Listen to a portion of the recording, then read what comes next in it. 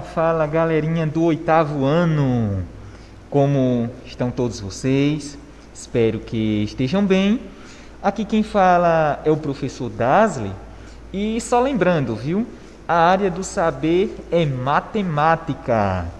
Galerinha, então, para finalizar os nossos estudos, e em particular os nossos estudos não presenciais, com respeito aos objetos de conhecimento do livro 2, queremos aqui trabalhar com vocês o objeto de conhecimento frações algébricas, certo, galerinha? Está aí praticamente no final do livro didático 2 de vocês, capítulo 2, aí na página de número 103. Então é importante que vocês abram aí no decorrer destas páginas para que possam aí acompanhar o explorar destes objetos de conhecimento matemático, certo, galerinha? E nós vimos que monômios, na verdade, eles são multiplicações de números por letras, não divisões de números por letras, certo, galerinha? Eu posso até dividir uma letra por um número, que em outras palavras será uma multiplicação de um número fracionário por uma letra. Agora, quando eu tenho a letra como o divisor, ou seja, a letra no denominador, então eu perco essa característica aí de monômio e, consequentemente, a característica também de polinômio. Até porque nós vimos que polinômios nada mais são do que somas ou subtrações de monômios.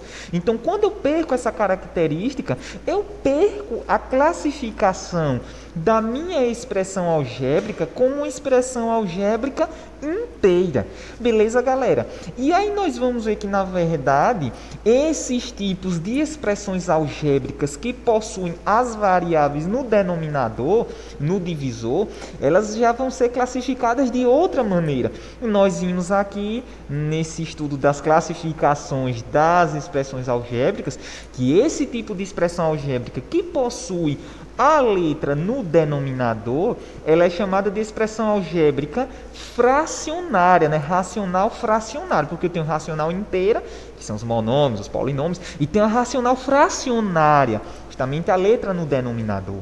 E aí, essas expressões algébricas racionais fracionárias é que nós chamaremos aqui de frações algébricas, certo, galerinha?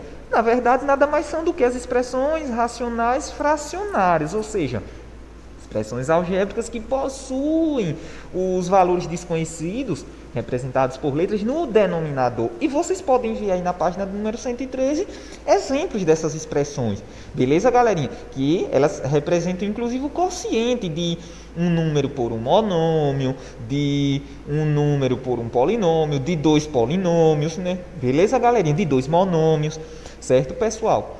Se nós avançarmos aí para a página de número 114, veremos inclusive que o livro de vocês ele traz uma leitura sobre um conceito, né, um objeto de conhecimento explorado na área do saber geografia, na interdisciplinaridade aí com a professora Karina, né, da área geografia, que é a questão da densidade demográfica. Inclusive vocês podem até, né, em algum momento, com a professora Karina, né, trabalhar essa questão aí da densidade demográfica, perguntar o que precisamente é este objeto de conhecimento. Que, em rápidas palavras, vocês podem ver no próprio enunciado aí, né, na leitura, que se trata justamente de uma divisão, né, de uma fração do número de habitantes pelo número de quilômetros quadrados daquela localidade.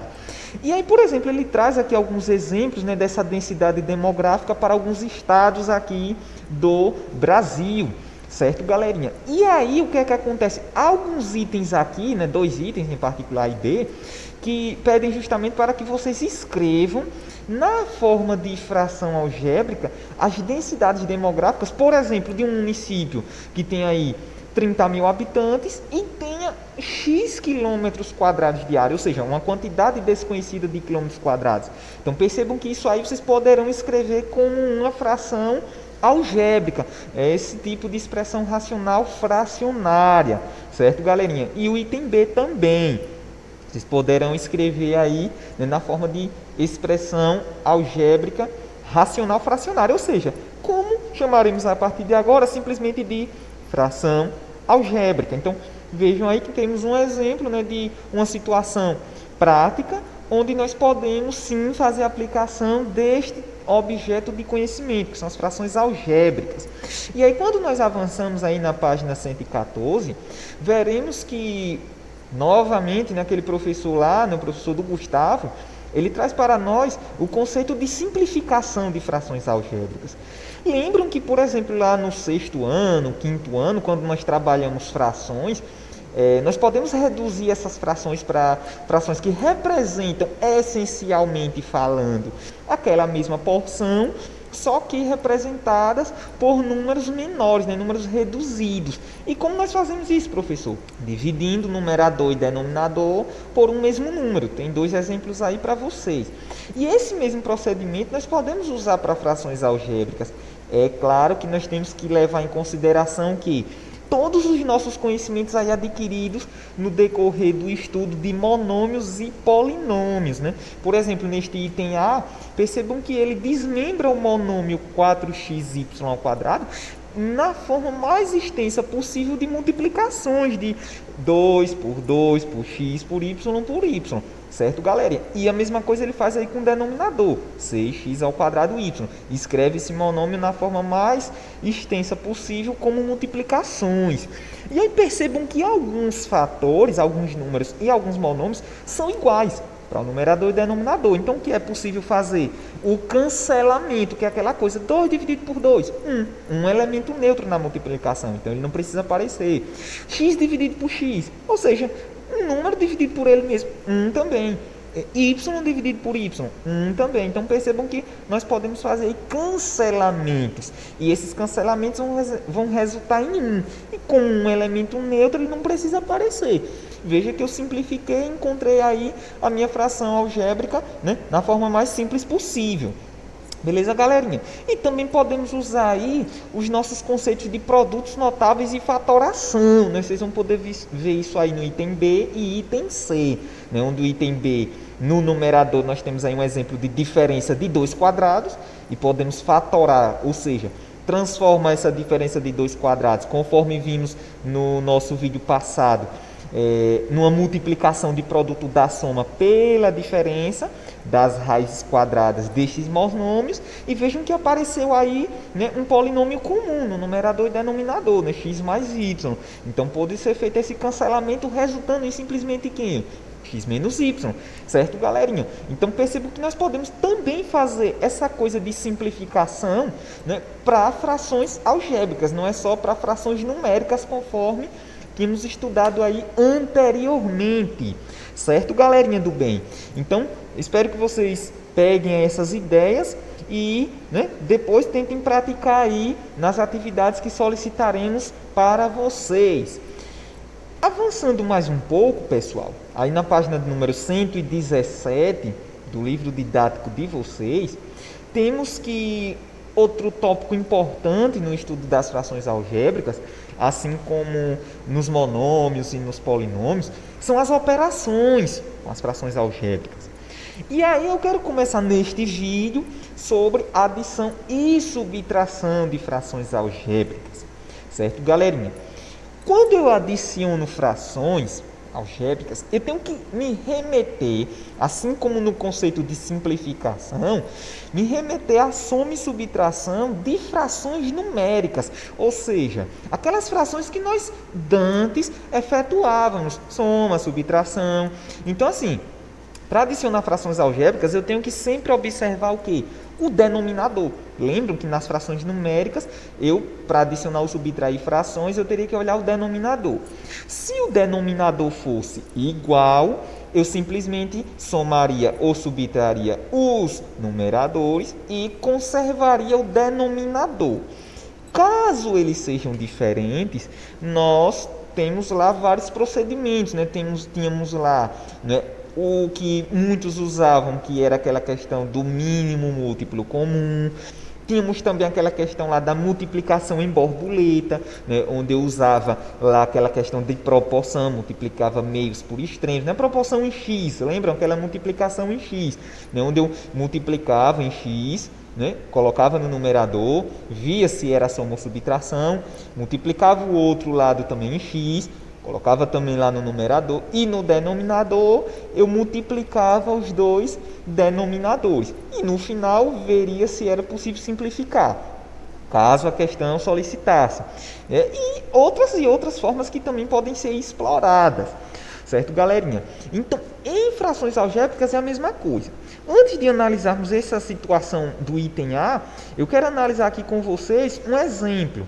Certo, pessoal? Por exemplo, imagine que eu tenho aí 2 sobre x no meu primeiro termo, mais, aí eu vou colocar aqui 5 sobre x.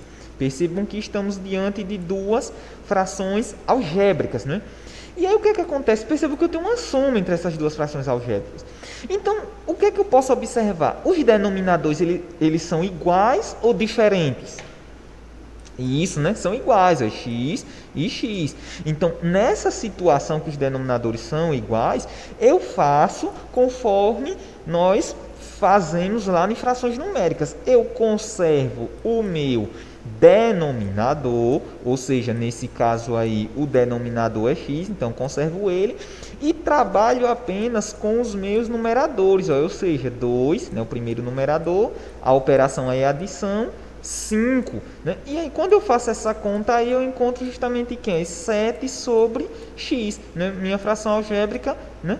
Total, né? 7 sobre x. Então, percebo que nessas situações, né, onde os denominadores são iguais, eu simplesmente conservo o denominador e trabalho só com os numeradores. Imaginem que, por exemplo, eu tivesse, ao invés de 5, tivesse aí um monômio, né? Eu tivesse, por exemplo, 5x, certo, pessoal? Vou colocar aqui 5x, né? Beleza. E ao invés de ter mais, eu tivesse uma subtração aí no local desse mais, certo, pessoal? Eu tivesse uma subtração. E aí eu tenho aí agora 2 sobre x menos 5x sobre x. Ok. Então, nessa situação aí, novamente, né, os denominadores são iguais, então conservo o denominador e nesse caso aí eu vou trabalhar apenas com os numeradores. Nessa situação, eu tenho uma operação de subtração, né, então 2 menos 5x. Ok. Então, percebam que aí, nessa nova situação, eu não poderei continuar a minha operação. Por quê? Porque eu tenho justamente um número subtraindo um monômio. Nesse caso, 2 ele não é um monômio do mesmo grau que o 5x. Né? Nós sabemos que 2 é um monômio, só que a parte literal dele, na verdade, é x elevado a 0. Né? Porque é aquela história, qualquer número elevado a 0 é 1. E um elemento neutro na multiplicação, então ele não precisa aparecer, por isso que não aparece.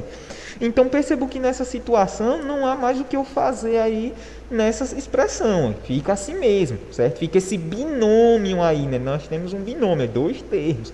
Então, nessa situação, esse resultado aí já é, né, o meu total, né? Nesse caso aí o meu resto, né? Meu resto ou diferença entre essas duas frações algébricas. Nessas duas situações que eu apresentei aqui para vocês, os denominadores são iguais, certo, pessoal? Mas voltando lá para o livro didático de vocês, na página 117, né, vejam que os denominadores são diferentes. Nessa situação dos denominadores diferentes, aqui, né, ele usa o procedimento do MMC e vocês inclusive poderão encontrar isso aí no livro didático de vocês, né, antes aí do conteúdo do objeto de conhecimento frações algébricas. Vocês poderão ver como ele trabalha o MMC e o MDC para monômios e polinômios. Só que também, além disso, nós teremos aí outro método alternativo, né, que é aquela questão da multiplicação em borboleta. Poderemos também usar aí, né, para poder resolver esses tipos de situações. Então, aqui ele apresenta para nós, né, como trabalhar essa situação aí através do MMC, certo, galerinha? E aí eu quero aproveitar esse mesmo item aí e trabalhar ele, só que de uma outra forma, trabalhar ele, né, de maneira a usar o que? Esse processo que eu falei aí para vocês,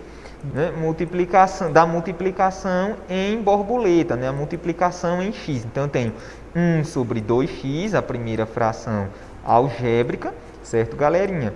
E lembrando que o que eu estou falando aqui serve para adição e subtração. Então eu tenho aí mais 3 sobre 4y, a segunda fração algébrica aí, beleza, galerinha? 3 sobre 4y, né? E, por fim, eu tenho menos 2/3, certo, pessoal? Fração normal mesmo, fração numérica. Então, nessa situação, como é que eu efetuo a multiplicação em borboleta? Multiplicação em borboleta ela é sempre feita por partes. Então, eu vou começar trabalhando a multiplicação para essas duas primeiras frações. Como faço, professor?